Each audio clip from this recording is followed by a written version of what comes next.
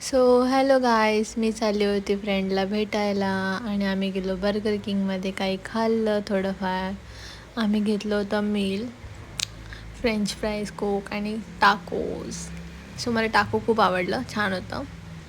आणि हे मी मस्त थोडंसं खाताना व्हिडिओ घेतला. सो मी नंतर ती आणि मी गेलो बाजारात. असंच थोडं बघत होतो काय आहे का इकडे तिकडे काय आहे, पण काही घेतलं तर नाही.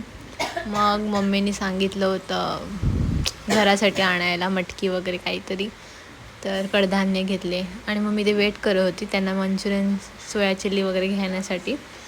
तो आम्ही निघालो आहे, मी आणि मधुरा, आईस्क्रीम खायला.